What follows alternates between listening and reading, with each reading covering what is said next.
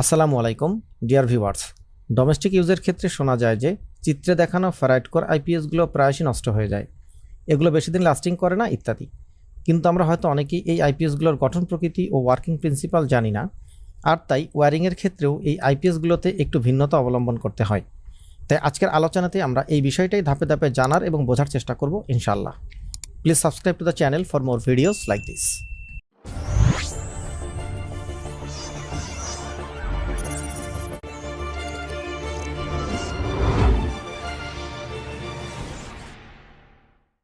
বন্ধুরা, শুরুতেই আমরা একটি আয়রন কোর আইপিএস এর কার্যপদ্ধতি বা ওয়ার্কিং প্রিন্সিপাল সম্পর্কে জানার চেষ্টা করব।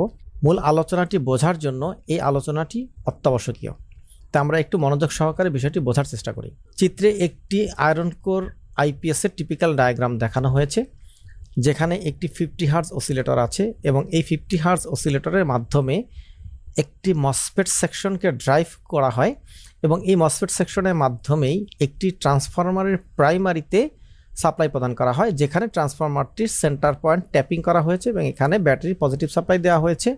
অতঃপর এই দুটো মসফেটের মাধ্যমে ব্যাটারি নেগেটিভকে সুইচ করে ট্রান্সফরমারের দুই প্রান্তে সরবরাহ করা হয়ে থাকে এবং এর মাধ্যমেই এই ট্রান্সফরমারের প্রাইমারি ওয়াইন্ডিংয়ে একটি এসি সরবরাহ প্রবাহিত হয়, অর্থাৎ একটি পরিবর্তনশীল কারেন্ট প্রবাহ তৈরি হয়, যার ফলে সেকেন্ডারিতে একটি ভোল্টেজ ইনডিউসড হয়।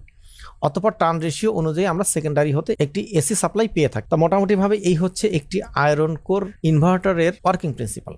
তো এক্ষেত্রে ফাইনাল স্টেজে এই যে ট্রান্সফরমারটি ব্যবহার করা হয়েছে এটি মূলত আয়রন কোর ট্রান্সফরমার, যেখানে সেকেন্ডারি টার্মিনাল থেকে আমরা 220 ভোল্ট এসি সরবরাহ পাচ্ছি, যার ফ্রিকোয়েন্সি হচ্ছে 50 হার্জ।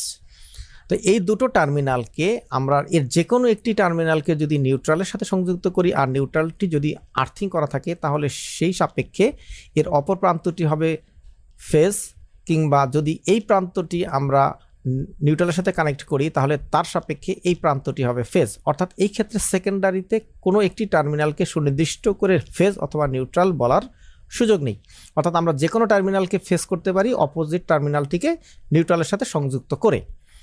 তো এই হচ্ছে মোটামুটি আমাদের একটি টিপিক্যাল ডায়াগ্রাম এবং আয়রন কোর ইনভার্টারের সাধারণ আলোচনা। অতঃপর আমরা পরবর্তী স্টেজে যাচ্ছি। এখান থেকে আমরা দেখব একটি ফেরাইট কোর ইনভার্টারের ব্লক ডায়াগ্রাম, যেখানে আমরা দেখতে পাচ্ছি একটি ডিসি সোর্স হিসেবে ব্যাটারি দেখানো হয়েছে, যেখান থেকে এই হাই ফ্রিকোয়েন্সি ফেরাইট কোর ইনভার্টারে পাওয়ার সরবরাহ করা হয়েছে এবং 50 হার্জ জেনারেটরেও পাওয়ার সরবরাহ করা হয়েছে। এখন হাই ফ্রিকোয়েন্সি ইনভার্টার থেকে যে পাওয়ারটা তৈরি হচ্ছে সেটির আউটপুট 220 ভোল্ট এসি, কিন্তু এর ফ্রিকোয়েন্সি অতি উচ্চমানের। এর ক্যারিয়ার ফ্রিকোয়েন্সি সাধারণত 100 কিলোহার্জের উপরে হয়ে থাকে, 150, 200 আরও বেশি হতে পারে। তো সেটি নির্ভর করছে মূলত এই সেকশনটি কিভাবে ডিজাইন করা হয়েছে সেই ডিজাইনের উপরে বা ডিজাইনারের ইচ্ছা অনিচ্ছার উপরে। অতঃপর এই হাই ফ্রিকোয়েন্সি ইনভার্টারের আউটপুটের এসি সরবরাহকে যদি আমরা একটি ব্রিজ রেকটিফায়ারের মাধ্যমে ডিসি করে ফেলি, তখন এর আউটপুটে যে ডিসি সরবরাহটুকু পাচ্ছি সেটি আমাদের ফ্রিকোয়েন্সি মুক্ত। তবে এই ব্রিজ রেকটিফায়ারের অংশটুকু অবশ্যই হাই সুইচিং ক্যাপাবেল রেকটিফায়ার দ্বারা করতে হবে, সাধারণ রেকটিফায়ার দ্বারা এটি করা যাবে না।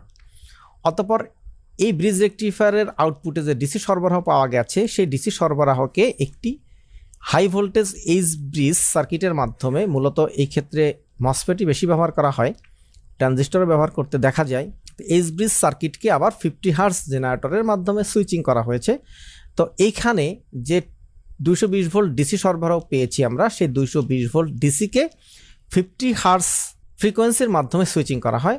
অতঃপর এর আউটপুট থেকে যে এসি সরবরাহটুকু আমরা পাই সেটি হচ্ছে 220 ভোল্ট এসি, যার ফ্রিকোয়েন্সি হচ্ছে 50 হার্জ। তাহলে দেখা যাচ্ছে যে এই সিস্টেমে প্রথমে ডিসিকে এসিতে রূপান্তর করে হাই ফ্রিকোয়েন্সি চপারের মাধ্যমে এর আউটপুট ভোল্টেজকে বৃদ্ধি করে 220 ভোল্ট এসি করা হয়েছে, কিন্তু এই 220 ভোল্ট এসিকে আমরা সরাসরি আমাদের লোডের সাথে ব্যবহার করতে পারবো না। তার কারণ হচ্ছে এখানে হাই ফ্রিকোয়েন্সি ব্যবহার করা হয়েছে। অতঃপর এই হাই ফ্রিকোয়েন্সির এসিকে পুনরায় আবার ডিসি করা হয়েছে। অতঃপর এই ডিসি আউটপুটকে আবার একটি 50 হার্জ সুইচিং সার্কিটের মাধ্যমে, যাকে আমরা এইচ ব্রিজ সার্কিট বলছি, সেই সার্কিটের মাধ্যমে এবং একটি 50 হার্জ জেনারেটর বা অসিলেটরের মাধ্যমে পুনরায় 50 হার্জ এসিতে রূপান্তর করা হয়েছে। এখন এখান থেকে আমরা ফাইনালি যে আউটপুটটি পাচ্ছি সেটি আমাদের বাসা বাড়িতে ব্যবহার করার উপযোগী, কারণ এটা আমরা 50 হার্জ পাচ্ছি। তো মোটামুটি এই হচ্ছে একটি ফেরাইট কোর আইপিএসের ব্লক ডায়াগ্রাম। এবার আমরা এর একটি টিপিক্যাল ডায়াগ্রাম নিয়ে আলোচনা করব। চলুন বন্ধুরা আমরা পরবর্তী পেজে চলে যাই। বন্ধুরা এখানে দেখতে পাচ্ছেন যে এইখানে একটি হাই ফ্রিকোয়েন্সি ইনভার্টার বা high frequency ferrite core inverter দেখা যাচ্ছে। এখানে আমাদের সেই কমন ব্যাটারিটি দেখা যাচ্ছে। ব্যাটারির মাধ্যমে এই হাই ফ্রিকোয়েন্সি ফেরাইট কোর ইনভার্টারে পাওয়ার দেওয়া হয়েছে এবং 50 হার্টজ জেনারেটরেও পাওয়ার দেওয়া হয়েছে, এবং এই 50 হার্টজ জেনারেটরের মধ্যে আবার বিল্ট ইন মসফেট ড্রাইভার সংযুক্ত করা আছে। অতঃপর আমরা হাই ফ্রিকোয়েন্সি ইনভার্টারের আউটপুটকে একটি ব্রিজ রেকটিফায়ার মডিউলের মাধ্যমে ডিসিতে রূপান্তর করেছি। সেই আউটপুটকৃত ডিসি সিগন্যালটিকে আমরা একটি এইচ ব্রিজ সার্কিটে দিয়েছিলাম। এটা হচ্ছে আমাদের সেই এইচ ব্রিজ সার্কিট। মূলত এটিকে দেখতে অনেকটা ইংরেজি অক্ষর হেইসের মতো লাগে, অর্থাৎ একটি বাহু, এই একটি বাহু আর মাঝখানে এই একটি বাহু, এখানে অবশ্য লোড সংযুক্ত করা থাকে, তাহলে দেখতে অনেকটা ইংরেজি অক্ষর হেইসের মতো লাগে, তাই এটাকে আমরা হেইস ব্রিজ সার্কিট বলে থাকি। তো এইগুলো হচ্ছে এই মসফেটগুলোর গেট, অর্থাৎ এখানে যে A1 A2 B1 B2, ঠিক একইভাবে A1 A2 B1 B2 এগুলোকে গেট ট্রিগারিং করার জন্য এখান থেকে সরাসরি অ্যারো দিয়ে দেখানো হয়েছে।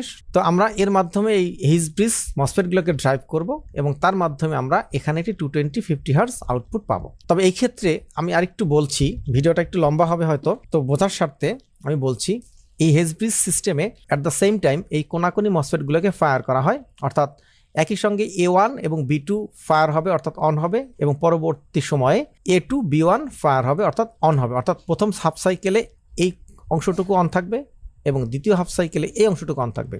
তো ধরে নিচ্ছি প্রথম হাফ সাইকেলে A1 এবং B2 অন হচ্ছে, তাহলে এর মাধ্যমে পজিটিভ সাপ্লাইটি এই পথ দিয়ে এসে এই মসফেট দিয়ে এসে এই পথে চলে আসবে, কারণ তখন এই সেকশনটি ওপেন সার্কিট থাকবে এবং এই সেকশনটি ক্লোজ সার্কিট থাকবে। ফলে পাওয়ার এই লোডের মধ্যে দিয়ে এই প্রান্তে আসবে, এবং এই প্রথম হাফ সাইকেলে যেহেতু কোনাকুনি অংশটুকু অফ অবস্থায় আছে, তখন এটি ওপেন সার্কিট অবস্থায় থাকবে এবং এটি ক্লোজ সার্কিট অবস্থায় থাকবে। ফলে পাওয়ার পজিটিভ প্রান্ত থেকে এসে এই ক্লোজ পাথ দিয়ে এসে এই পথ দিয়ে লোডের মধ্যে দিয়ে প্রবাহিত হয়ে এই প্রান্তে এসে আবার এই ক্লোজ সার্কিট দিয়ে নেগেটিভে ফিরে যাবে।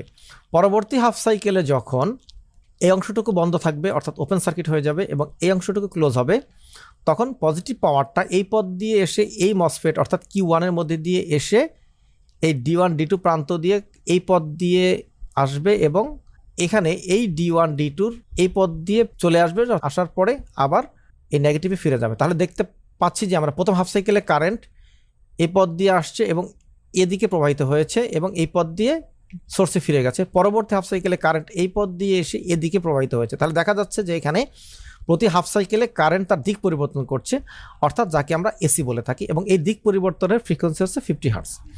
তো এখানে প্রবলেমটা কি? তো প্রবলেমটা হচ্ছে যে আমরা আয়রন কোর ট্রান্সফরমারের ক্ষেত্রে দেখেছিলাম যে এই ট্রান্সফরমারের আউটপুট অর্থাৎ সেকেন্ডারির যে কোনো এক প্রান্তকে আমরা নিউট্রাল করলে তার সাপেক্ষে অপর প্রান্তটা লাইনের পরিণত হচ্ছে। এই হেইস ব্রিজের ক্ষেত্রে এটি করা যাবে না, তবে নিউট্রালের সাপেক্ষে এই প্রান্তটি হচ্ছে একবার পজিটিভ এবং নিউট্রালের সাপেক্ষে এই প্রান্তটি হচ্ছে একবার নেগেটিভ। অর্থাৎ এখানে পটেনশিয়াল ডিফারেন্সের কারণে যদি আমরা যে কোনো একটি প্রান্ত নিউট্রালের সঙ্গে সংযুক্ত করে দেই বা গ্রাউন্ড করে দেই, তাহলে এখানে একটি শর্ট সার্কিট সংঘটিত হবে এবং এই হেইস ব্রিজ সার্কিটটি নষ্ট হয়ে যাবে। তা আমরা বাসাবাড়িতে ওয়ারিং করার সময় এই ভুলটাই করে থাকি। সাধারণ আয়রন কোর আইপিএস এর মতো মনে করেই আমরা এই আইপিএস এর আউটপুটের যে কোনো একটি প্রান্তকে নিউট্রালের সাথে কমন করে দেই, আর যার ফলে এই আইপিএসগুলো সহসাই নষ্ট হয়ে যায়। তো সেক্ষেত্রে আমরা এই আইপিএসগুলোর আউটপুট অর্থাৎ ফেরাইট কোর আইপিএসগুলোর আউটপুট, অনেকে এটাকে আবার চপার আইপিএসও বলে থাকেন, তো যেই নামেই আমরা চিনি না কেন, ফাইনালি এর আউটপুটের কোনো প্রান্তকেই আমরা নিউট্রালের সাথে কমন করতে পারবো না। সেক্ষেত্রে আমাদের সমাধান কি? তো সেক্ষেত্রে সমাধান করতে হলে আমাদেরকে এরকম একটি ইলের মাধ্যমে একটি অটোমেটিক চেঞ্জ ওভার সার্কিট তৈরি করতে হবে, যার কমন টার্মিনাল দ্বয় বা পোল টার্মিনাল দ্বয়ের মাধ্যমে লোড সংযুক্ত করা হবে এবং এর নর্মালি ক্লোজ টার্মিনাল দ্বয়ের সঙ্গে আমাদের এই ফেরাইট কোর আইপিএস এর 220 আউটপুট সংযুক্ত করতে হবে এবং নর্মালি ওপেন টার্মিনাল দ্বয়ের সঙ্গে আমাদের কমার্শিয়াল পাওয়ারের নিউট্রাল এবং ফেজ সংযুক্ত করতে হবে। তা কার্যত এই চেঞ্জ ওভার রিলের আউটপুটে যে লোড সংযুক্ত করব, সেই লোডের সঙ্গে সরাসরি কোনো নিউট্রাল বা আর্থিং বা গ্রাউন্ডিং সংযুক্ত রাখা যাবে না। তো এটি ধরে নিচ্ছে আমাদের কমার্শিয়াল ট্রান্সফরমার, যে ট্রান্সফরমার থেকে 220 ভোল্ট সরবরাহ আমাদের বাসাবাড়িতে এসছে, তার এক প্রান্ত আর্থিংয়ের সাথে সংযুক্ত করা হয়েছে, অর্থাৎ এই আর্থিংয়ের সাপেক্ষে এই প্রান্তটি হচ্ছে নিউট্রাল, তাহলে অপর প্রান্তটি হচ্ছে ফেজ। তো এইভাবে যখন পাওয়ার থাকবে এই রিলের কয়েলে পাওয়ার আসবে এবং রিলেটা অপারেট করে এই লোডগুলোকে নর্মাল ক্লোজ থেকে ডিটাচ করে নর্মাল ওপেনের সঙ্গে সংযুক্ত করবে, ফলে কমার্শিয়াল পাওয়ার দ্বারা লোডগুলো যথাযথভাবেই চলতে থাকবে। যখন এই পাওয়ারটা ফেল করবে রিলেটি ট্রিপ করবে এবং নর্মালি এই পোলগুলো তার নর্মাল ক্লোজ টার্মিনালের সাথে গিয়ে সংযুক্ত হবে এবং এই ফ্যারাইট কোর আইপিএস এর আউটপুটে প্রাপ্ত 220-50 হার্জ সাপ্লাইয়ের মাধ্যমে চলতে থাকবে, ফলে এই লোডের কোনো প্রান্তই নিউট্রালের সাথে আর সংযুক্ত থাকবে না, যার ফলে এই ফেরাইট কোর ইনভার্টারগুলো আর নষ্ট হবে না। তো বন্ধুরা, ফেরাইট কোর আইপিএস এর ওয়্যারিং নিয়ে এই ছিল আজকের আলোচনা। আশা করছি আজকের আলোচনাটি আপনাদের জন্য অনেক বেশি হেল্পফুল এবং এনজয়েবল হয়েছে। তো কথা হবে পরবর্তী ভিডিওতে। সে অবধি সবাই ভালো থাকুন, সুস্থ থাকুন এবং ট্রিপলি ক্যাম্পাসের সাথেই থাকুন এবং ভিডিওগুলোকে বেশি বেশি শেয়ার করে অন্যদেরও দেখার সুযোগ করে দিন। ধন্যবাদ। আল্লাহ হাফেজ।